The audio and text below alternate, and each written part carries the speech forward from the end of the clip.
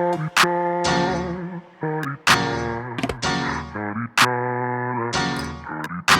out the way. Who got a watch? Who got the time? I'm raising the clock. Even in my feelings, grind don't stop. Got big dreams, want big rocks. I got plans, you got talk. Heard it's real cheap, but it's really gon' cost. I'm tryna get these ends, building empires with my friends. I'm about handling my business. No time for stress over bullshit. You think success is an option? I'm tryna get this shit poppin' like woo. Big moves, my rules. Y'all heavy on the tweeting. I'll disappear a whole season like woo. Who said they looking for me?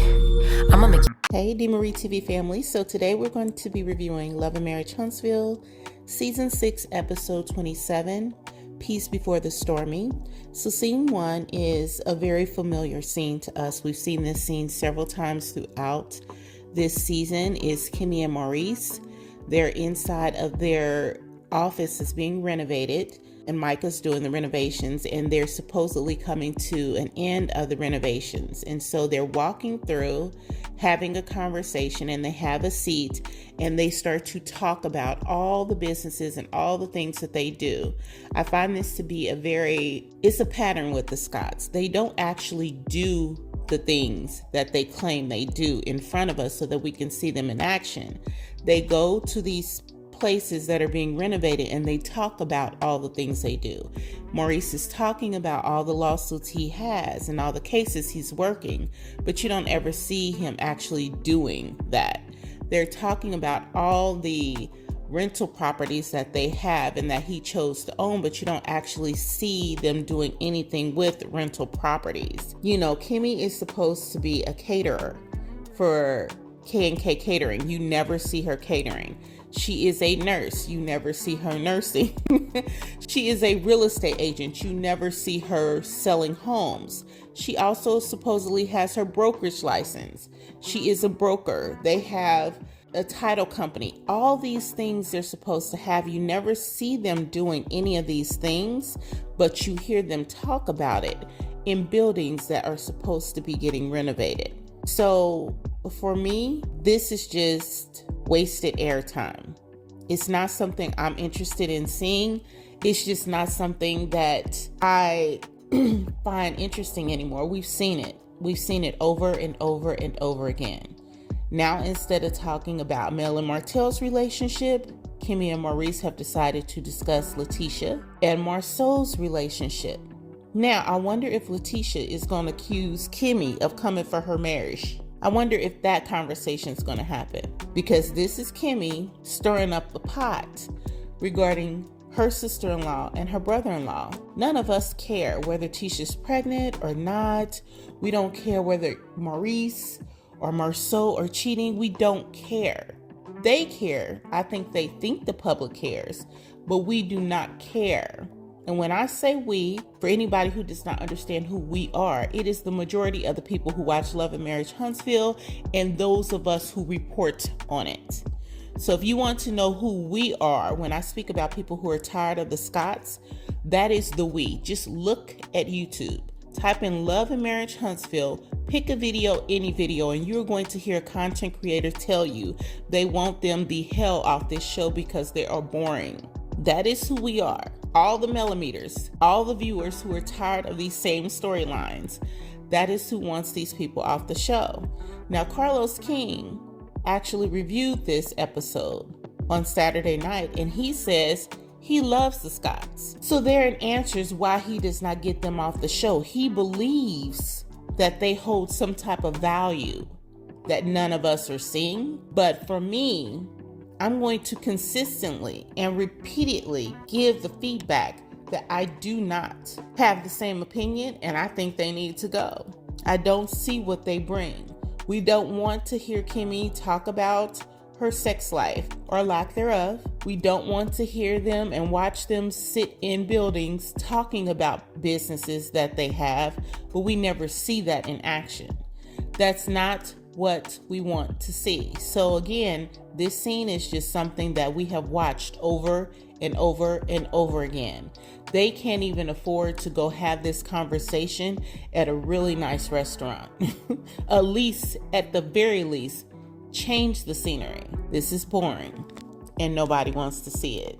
The next scene is Tisha back in her office space that they have been renovating for the entire season. There are no walls up. There is nothing different in this office than what we saw the last time her and Marceau were standing in the office, or the time before that when her and Marceau were standing in the office. They didn't even have the decency to pick up the trash off the floor. Just because something's under construction does not mean it needs to look trashed. The furniture has dust all over it. It does not look like anything is getting done in this space, yet they keep going back to this space, filming, talking about this is going to be Tisha's office. Tisha is standing there in a full short suit outfit with high heels, just platform heels on. And for what? You're in a dusty office space. It makes no sense whatsoever. So at this point, I don't even care what they're talking about because it's just bullshit anyway.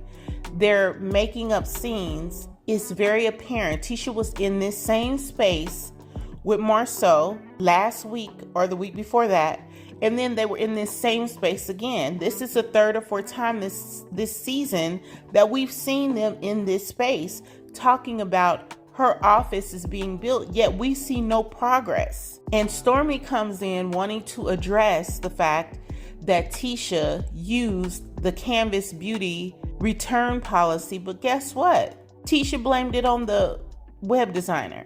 And we all know web designers don't go to the internet and pull down return policies for companies. This is on Tisha.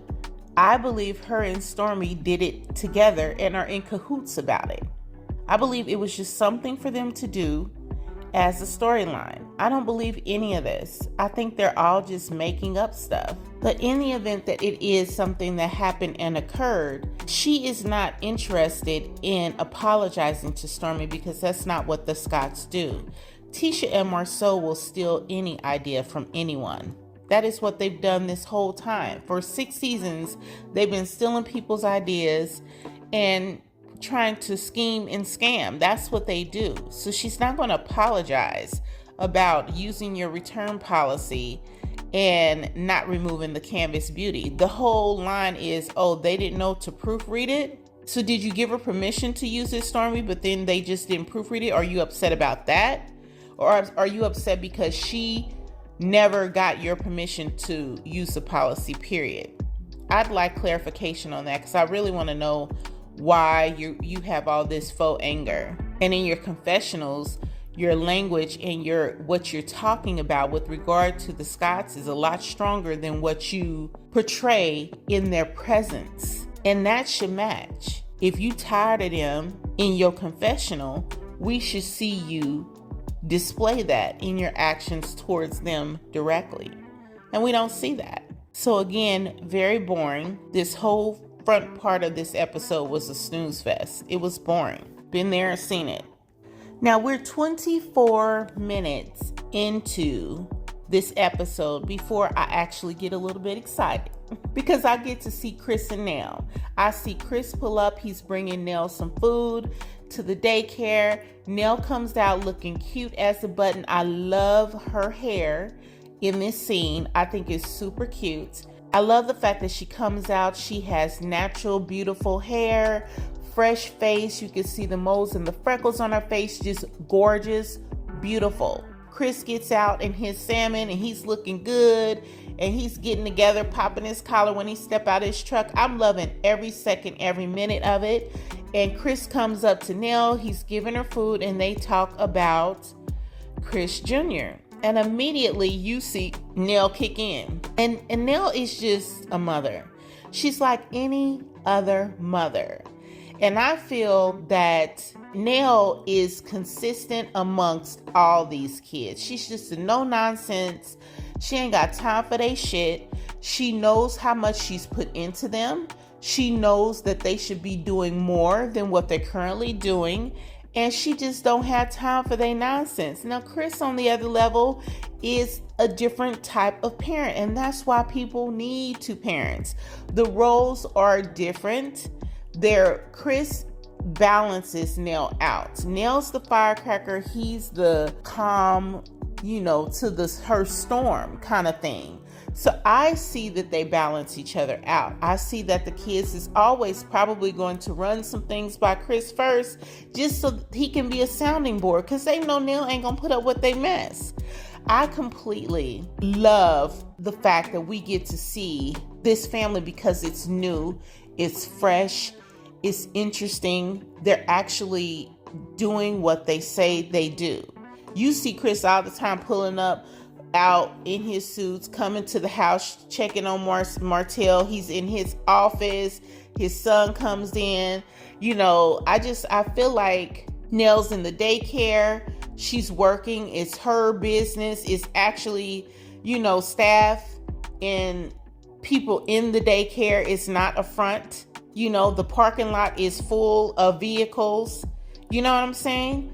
So it's just a different situation, and it's a better storyline.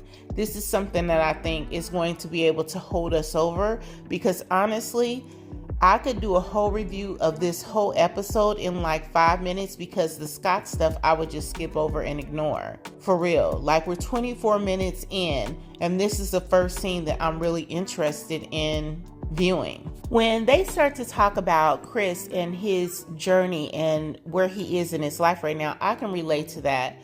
I was previously in a relationship right out of college with my first husband, and he believed he would play football professionally. And when that did not happen, it sent this man into a downward spiral that took a very long time for him to pull himself out of. I tried. I could not pull him out of it. He had to pull himself out of it on his own. And I'm talking about years of him having to work through that. And when that is your gift, and that is, you are being praised as an athlete for so long, and that stops, that's a very hard thing for a lot of people to deal with. I was not with my current husband at the time that he went through the process, but he actually says he had to go through that. So it's something to think about when you have these high school athletes or these college athletes. Not everybody's going to go professional. Only a very small few of those people will be able to take that skill set and move it into a career as an adult. And when they don't have the regular workouts, the team camaraderie, when they don't have the coaches to, give them a pep talk or something when they're not feeling so good, when they don't get the praise and the accolades and the opportunity to release all that energy on a daily, weekly basis, it changes their life. Who are they? What do they do with their time and their efforts now? And going to a regular day-to-day job is usually not going to fulfill them in that way. So it's something that we as a community probably should start to think about. Like, how do you transition these young people out of, the lights, camera, action, so to speak, of high school football, college football, into regular life, because it's not the same. And they go through a very difficult process trying to figure out, if I don't have football, or if I don't have whatever sport is important to them, who am I? What do I do with myself? What do I do with my time? And a lot of them do find themselves depressed, and they're trying to figure out who they are. And this is just something that a lot of 20-year-olds go through. This I'm trying to figure out who I am process. If you know who you are in your 20s, you have a leg up on the world, because you have all the energy in the world. You can just go. Your body is the best it's probably ever going to be. And that's the time to hit the ground running. And so if you know where you're going, it's great. If for some reason you don't know where you're going and you're stuck and you're confused, it can be a really dark time. 2:00 in the morning is not somewhere any black man needs to be, especially when he's frustrated, depressed, confused. It's just not a good thing. You can run into people who want to cause you harm. You can get robbed. You can run into the police, which is pretty much, do they want to cause you harm? So it's nothing happening good in the city after 2:00 in the morning. Okay? Nothing going on. It's not a good space and time for him to be out roaming. So they are right to be concerned. I'm glad they're discussing it and trying to come up with a plan on how to pull him back in and get him some help. And in helping Chris Jr., they could also help themselves as a family collectively because, counseling ain't never hurt nobody. So, really good scene. Now, I'm not going to go off into this scene too much because I've already done a whole nother separate video. It's called Mel's Unexpected Encounter with Kimmy's Advice. If you have not had an opportunity to watch that, after you review this, go over and watch that video and it will cover my feelings about this scene. I think they were all shocked to see our response to this scene, but we ain't got time for Kimmy. Don't. Just don't. And I'm not even going to delve into the whole conversation they had prior to Mel arriving with Tisha discussing whether or not she's pregnant. I'm just not going to give it anything. We all know it's bullshit. We all know it's bullshit. It's a made up storyline. And so that's what it is. Sorry. And Kimmy keeps squinting her eyes and doing these stupid little smiles. I don't know what that's about. Like, why is she doing that with her face? These Scots are really, it's time to go. And I know Kimmy was like, what the hell did I get myself into? Because they ate her ass up on Twitter. Ate her and Maurice up.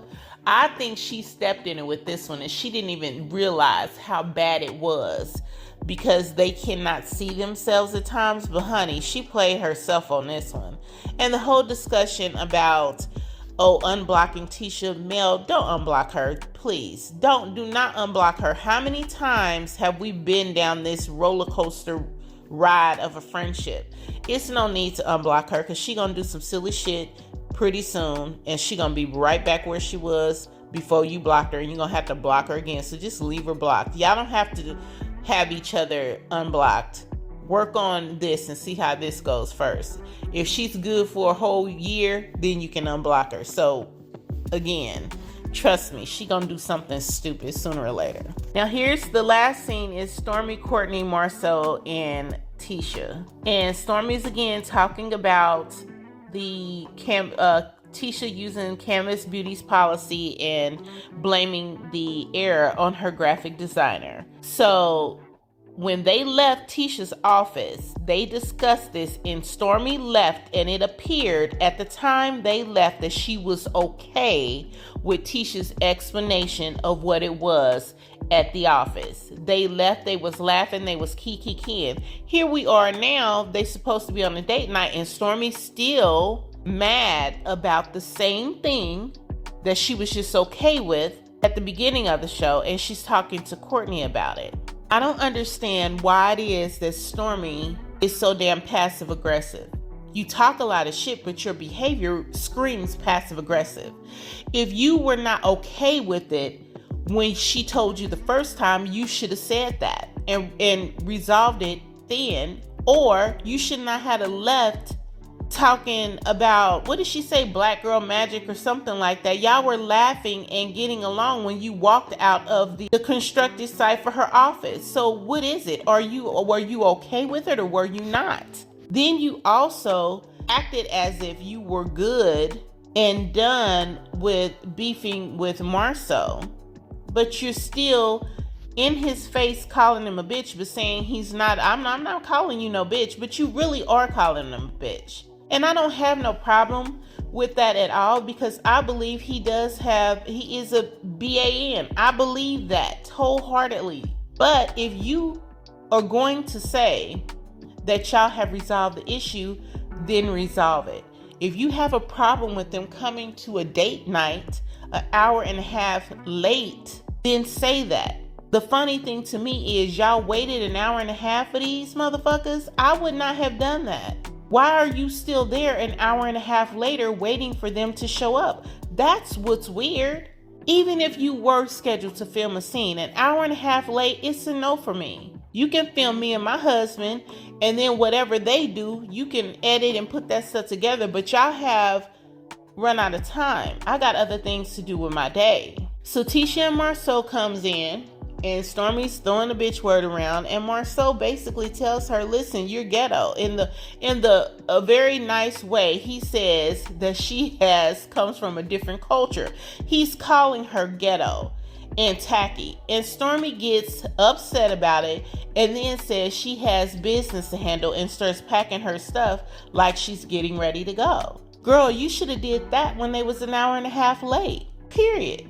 But they want to talk about who calls who bitches, and it's just, I don't get the whole purpose of any of this. If Stormi is now going to make it a point to be at odds with Tisha and Marceau, good luck with that, because you had an opportunity to decide where you wanted to be when you first came on this show. You were with Mel, then against Mel with Tisha and Marceau. Now Tisha and Marceau have used you, and you're trying to use Kimmy, or you're trying to use Kiki and Tiffany and try to pretend to be over there in that little throuple with them, but now Tiffany gone.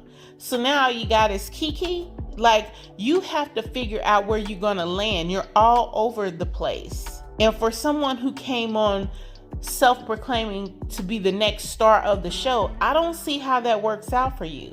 You don't give off star quality at all. Tisha's standing there allowing her to address Marceau in this manner, and she never stands up, she never bucks at her, she never says anything to her. And in my opinion, it's because Tisha knows Stormi gave her those policies. She told her how to set up the Macy and Mila hair care product line, and they did it because they wanted to be in competition with Mel. Together, when they were supposedly the tightest and besties and dancing in parking lots to Beyonce, they were collaborating on how they were all going to go against Mel and compete against Mel. It did not work. Tisha's whole lie about, oh, I started working on this company years ago, is a lie. Stormi gave her recipe for the products. Stormi told her how to set it up. Stormi gave her her policies and told her she could use them. Stormi's pissed because she forgot to take Canvas Beauty outside of the policies before her web designer put it up. And it got out. And social media came for them. That's what Stormi's mad about. But collectively, they were in cahoots to do this, in my opinion, to get at Melody, because they did not like the success Melody was seeing with 7th Avenue. And then when Melody came out with Sugar Mama's line, that's when they was like, oh no, we gonna hop on this and we gonna do Macy and Mila, and I'm gonna do a line for Chase. She not about to get all this shine.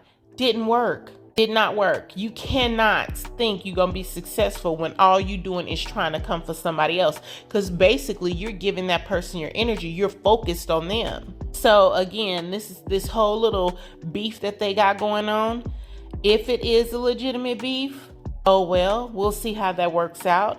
Tisha's not doing very well on this show without her mom and Destiny. Tisha needs people to put batteries in her back. Because if either one of those people had been there, she would have had not only them talking and going off at Stormi and addressing, oh, you can't talk to her husband like that, but then she would have had the backbone to stand up and say something herself.